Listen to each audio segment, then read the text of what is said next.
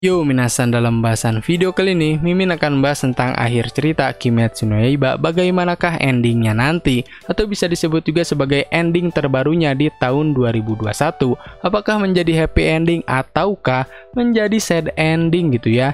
Langsung aja tanpa berlama-lama kita ke pembahasan videonya guys, check it out.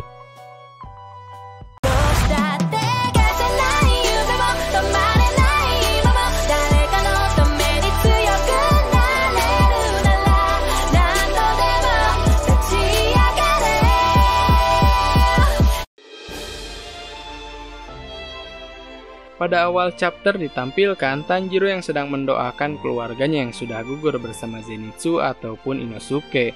Menurut Tanjiro, banyak orang yang sudah kehilangan hidup mereka.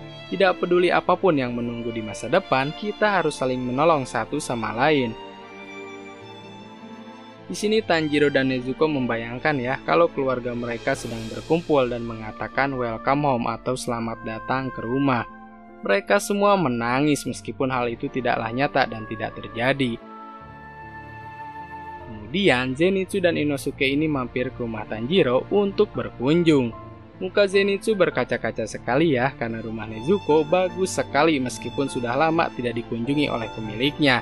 Ternyata memang rumah Tanjiro ini telah diurus dan dibersihkan oleh pamannya. Inosuke terkejut kenapa di rumah Tanjiro ada bekas seperti cakaran. Mimin kira sih itu dari Muzan Sengklek ya yang menyerang rumah mereka. Ternyata itu hanyalah tanda untuk mengukur tinggi badan di keluarga Kamado guys. Nezuko memberi saran kepada Tanjiro untuk membereskan rumahnya sebelum matahari terbenam. Mereka semua hidup bahagia di rumah Tanjiro tanpa gangguan iblis sedikit pun. Kagaya Ubuyashiki berharap agar semua pembasmi iblis ini dapat hidup bahagia dan menjalani kehidupan mereka dengan normal meskipun sudah dibubarkan. Di sini ditampilkan masa depan dari semua pembasmi iblis yang ada. Kanao Kocho yang hidup bahagia di Butterfly Mansion, Sanemi yang sedang berkelana keluar rumah, Uzui Tengen bersama ketiga istrinya, keluarga Rengoku yang harmonis, serta Mamang Santuy yang sedang memikirkan seseorang di bawah bunga sakura. Tebakan Mimin sih kayaknya Shinobu Kocho. Gimana menurut kalian, siapakah orang tersebut? Tulis di kolom komentar. Mereka semua berharap hari-harinya ini akan menjadi lebih baik dan akan berlangsung selamanya. Kemudian ditampilkan cucu Tanjiro yang bernama Sumihiko yang sedang terlelap dalam tidurnya dan terbangun. Nenek mereka sedang menceritakan pembasmi iblis yang sudah ada selama ratusan tahun yang lalu. Dan mereka sangatlah bekerja keras untuk membasmi iblis, hingga akhirnya kita bisa hidup damai seperti ini. Sumihiko hidup bersama adiknya yang bernama Kanata. Nah, si Kanata ini malas banget ya untuk mendengar apapun tentang pembasmi iblis.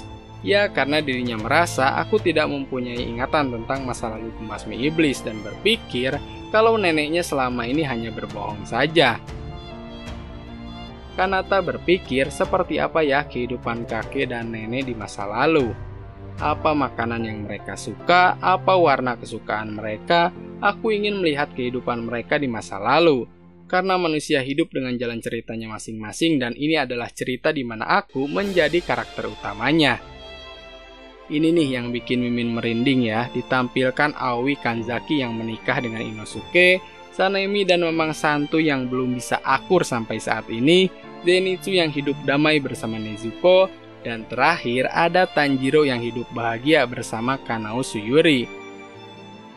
Pada akhir chapter, Tanjiro mengatakan sesuatu kepada semua teman-temannya yang sudah gugur ataupun masih hidup. Aku bersyukur telah lahir ke dunia ini. Jangan lupa untuk tersenyum. Ketika kalian menangis, hal itu membuatku jauh lebih sedih dan tidak bisa menahannya. Jangan pernah merasa bersalah atas apa yang sudah kalian lakukan. Ingatlah bahwa kita pernah bertarung bersama seperti saudara ataupun layaknya orang tua. Angkatlah kepalamu setinggi-tingginya karena aku beruntung sudah bertemu dengan kalian semua. Kehadiran kalian menyelamatkanku dan mengisi kekosongan yang ada. Kita selalu melakukan yang terbaik sebisa mungkin. Emosi yang kuat telah menjadi pedang untuk mengalahkan iblis yang ada. Aku tidak akan pernah menang jika tidak ada orang di sekelilingku. Jalani kehidupan terbaik yang kalian miliki, wahai temanku. Waduh, gila. Merinding sih ya pas Mimin translate gitu. parah sih, merinding, dan ya terkesan emang bagus banget sih yang dikatakan sama Tanjiro. Di sini sang mangaka Gotoge Sensei mengucapkan terima kasih yang sebesar-besarnya untuk kalian para pembaca manga. Cerita manga Kimetsu no Yaiba telah dibuat dengan bantuan semua orang. Tanpa bantuan dari kalian, cerita Kimetsu no Yaiba ini tidak akan pernah ada. Kepada setiap orang yang sudah membantuku dan terlibat dalam pembuatan manga, aku berharap kalian ini mempunyai kehidupan yang bahagia di masa depan. Waduh, terima kasih gitu ya kepada Gotoge Sensei yang melengkapi manga di chapter 205.6, dan ini kayak ending yang emang bikin puas ya sebelum time skip, karena harus dan perlu banget gitu chapter ini sebelum memasuki time skipnya kan. Jadi ya itu sih yang emang berkesan menurut Mimin di Kimetsu no Yaiba, dari emang pertemanannya, friendshipnya gitu, sampai jalan pertarungan yang ada gitu, serta karakternya pun diceritakan ya secara detail meskipun mereka ini bukan karakter utama. Itu aja sih yang Mimin terkesan gitu ya pada Kimetsu no Yaiba. Nah, apa nih yang membuat kalian terkesan pada Kimetsu no Yaiba? Silahkan tulis di kolom komentar guys.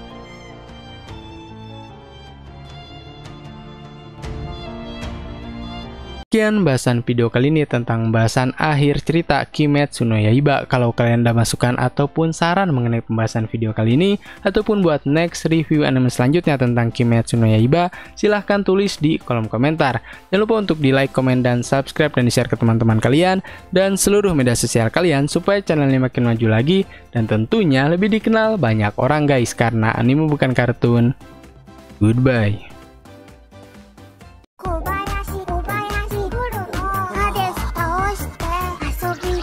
ダメだよ。